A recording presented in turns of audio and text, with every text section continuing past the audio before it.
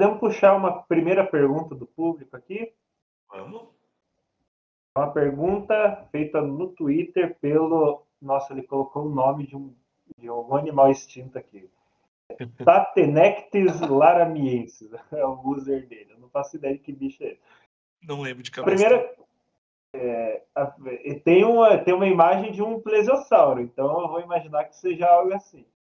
Ele fez uma pergunta assim: plesiosauros são sociais? E os ictiossauros? Sabe? Tipo, como seria o comportamento desses animais? É o que a gente, inclusive, vê no documentário do Prehistoric Planet, que tem os plesiosauros sociais, né? Aqueles, não lembro o nome da espécie agora, mas eles vivem em grupos, né? Como que seria a sociedade nesses animais aí, o comportamento gregário deles? O comportamento gregário, né, que é o comportamento em grupo, é muito difícil de testar em grupos fósseis. A gente tem dados bem relevantes de grupos terrestres, porque você tem pegadas desses bichos andando junto. Então você tem pegada, a pegada se forma naquele momento ali, né? Ela não tem como ser uma pegada e depois de 2 anos passar outro bicho e deixa uma pegada, não. A pegada se forma naquele mesmo momento, no mesmo nível. Então você tem pegada de vários animais, eles viviam em bando. Você tem, por exemplo, cemitérios de hadrossauros com mais de 10.000 indivíduos estimados no cemitério. Qual que é a probabilidade? Que estavam andando os 10.000 juntos ou que cada um desses 10.000 morreu individualmente e foi transportado para o mesmo lugar, né? A probabilidade maior de estarem andando juntos. Agora, e no mar? Qual que é a pegada que esses bichos deixam no mar? Eles não deixam. Os rastros deles ficam na água, não deixa marca. Então, você só saberia um comportamento gregário encontrando grandes associações desses bichos juntos. E ainda assim, essas associações, o que te garante que ela é uma associação permanente ou que ela é uma colônia reprodutiva? Tem vários bichos que são assim, né? Eles são solitários, mas obviamente para reproduzir você não reproduz sozinho. Você precisa, né? Bom, claro, os bichos que se reproduzem assexuadamente se reproduzem sozinhos. Eles sim. Vem das Mas bactérias aí. com reprodução sexual você precisa se encontrar. Então, às vezes, né, um grupinho junto não quer dizer que os indivíduos vivem juntos o tempo todo. E sim que eles estão ali para aquela colônia reprodutiva com o objetivo de reprodução. Então, que esses bichos se encontravam eventualmente para se reproduzir, é óbvio, né? Com certeza eles fariam isso. Aí, se eles formavam grandes colônias ou não, a gente não sabe. A gente tem um indicativo de que esses bichos teriam algum tipo de cuidado parental, porque eles eram vivíparos. E boa parte dos animais vivíparos tem cuidado parental, né? Porque você já está retendo o embrião dentro de você para aumentar as chances de reprodução. E você normalmente tem, os animais que são vivíparos tendem a ter menos filhotes do que os animais que são ovíparos. Então você tem que garantir ali como espécie que ele vai sobreviver por mais tempo. Então, possivelmente, os filhotes acompanhariam a fêmea, acompanhariam a mãe por algum tempo depois do seu nascimento. Mas até aí, para isso ser um comportamento de bando ou não, depende, né? O que você consideraria como um bando? Uma mãe com seus filhotes é um bando? Ou um bando é um indivíduo de várias fêmeas cuidando de vários filhotes e tal? Então, infelizmente, é uma pergunta de difícil resposta, porque os traços que poderiam indicar para a gente, como as pegadas, não são formados nos animais marinhos. Então, resta para a gente olhar para os parentes mais próximos deles. Então, parentes mais próximos deles, tartarugas. Não tem cuidado parental em tartaruga, não. É muito pelo contrário, né? Bota Larga e deixa que o mundo crie. e se vira aí, fiote, para chegar na vida adulta. E no caso dos plesiosauros, né, lagartos, putz, também não, dos mosassauros, né? Putz, também não tem muito cuidado, não tem muito comportamento gregário nos lagartos também. Então, olhando para os bichos atuais, provavelmente não tinha, mas olhando para a viviparidade deles, provavelmente tinha. Então, meio que é difícil a resposta, é difícil testar essa hipótese. É plausível, mas não tem, né? Como saber muito. Como testar.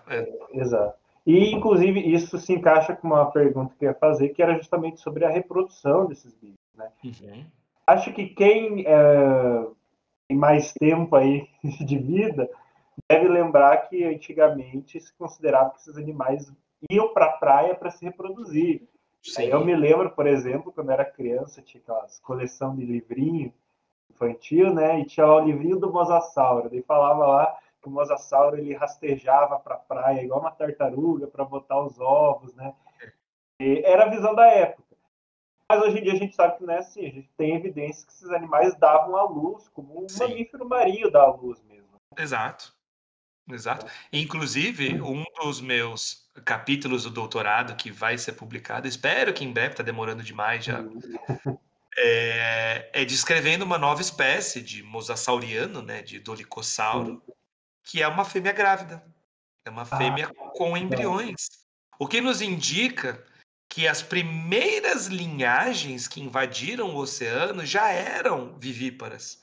O que talvez nos indica que o ancestral terrestre dos mosassauros já era vivíparo, e isso pode ter sido um fator que facilitou a colonização do ambiente marinho, né? Porque você não tem que voltar para o mar e tal para fazer isso, e ainda permite um cuidado parental quando você dá à luz ao seu próprio filhote.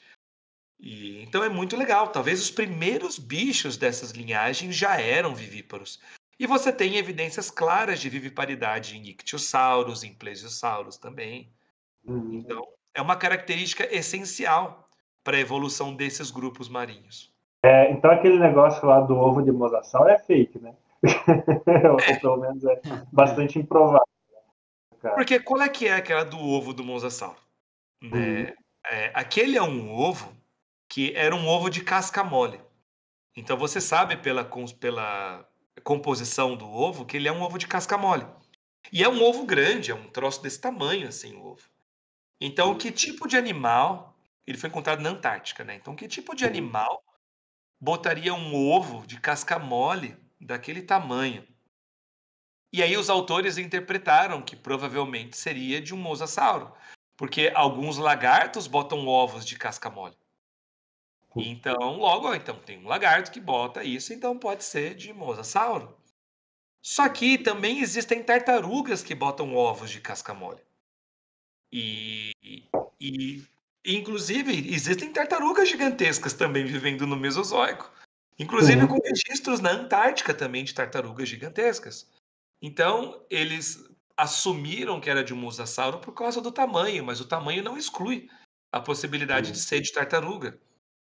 Fora que, se for de um mosasauro muito grande, como é que esse bicho vai para a praia e volta depois? exato. Não tem como, o bicho ia encalhar na praia. E Reproduz uma vez só, é suicídio, vai na praia e morre lá. E aí, uma das hipóteses, que inclusive foi ilustrada no trabalho, é que esse bicho botava o ovo e o filhote já nascia. Então, no momento que o ovo sai, o bicho já nasce, porque se botar o ovo dentro da água, o Ah, feto vai morrer afogado. ah, Então, meio que ejetava um assento assim, e o bicho, opa, já nasci. Vegetável, bicho, isso é Então, o bom. bicho é vivíparo, né? Se Aham, você bota o ovo, sim, ele já nasce, ele é praticamente vivíparo. praticamente invisível. Aham. E qual que é o problema? É difícil testar qualquer possibilidade, porque o ovo estava eclodido. O ovo já tinha nascido. Então não tem embrião lá dentro. Fica muito difícil Exatamente. você testar essa hipótese. Resta fazer análises químicas dessa casca de ovo para ver se, de repente, a análise química indica um parentesco com um ou com o outro. Mas, por enquanto, então do que é esse ovo? Não sei. É um ovo de um bicho que já nasceu. Como é que você vai saber de qual cloaquinha nasceu esse ovo? É muito difícil. Você vai saber encontrando mais. E aí os próximos que forem encontrados, se tiver embrião dentro, e tiver um Aí embrião não de tem como saber. mosasauro dentro, aí eu acredito que é um ovo de Não tem mosasauro. como saber. Aí eu acredito. Até Já então, pensou? e aí seria interessante, mudaria a maneira como a gente acha, então, desses bichos. Mas até então, né, tem uma frase do Carl Sagan, né, que é alegações extraordinárias exigem evidências extraordinárias. O que não é o caso. Eu não acho que é uma evidência extraordinária para suportar uma hipótese de um mosasauro botando ovo. E esses animais que davam à luz vivípara, que eram vivíparos, né? Eles tinham um filhote apenas, ou tinham vários, ou variava de acordo com o grupo? A gente tem isso no registro fóssil? Eles tinham poucos filhotes, né? Uhum. Você tem em alguns plesiosauros, como os policotilídeos, são plesiosauros de focinho comprido, parece um ictiosauro, lembra um Aham. pouco o ictiosauro. Eles tinham filhotes muito grandes, então eram bichos que tinham ali provavelmente um filhote, 2 no máximo por gestação. Uhum.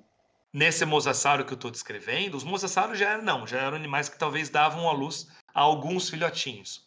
O que eu estou descrevendo tem pelo menos 2 indivíduos, talvez Ah, 3, ali associados. legal. Então, mas pode ser Uhum. que eles tinham também, se eu não me engano, tem evidência de mosasauro também com 5, 6 filhotes também. Então também Uhum. pode ser que esses bichos tinham mais filhotinhos, enquanto que outros tinham apenas um. Isso era uma característica variável dentro da evolução dos grupos.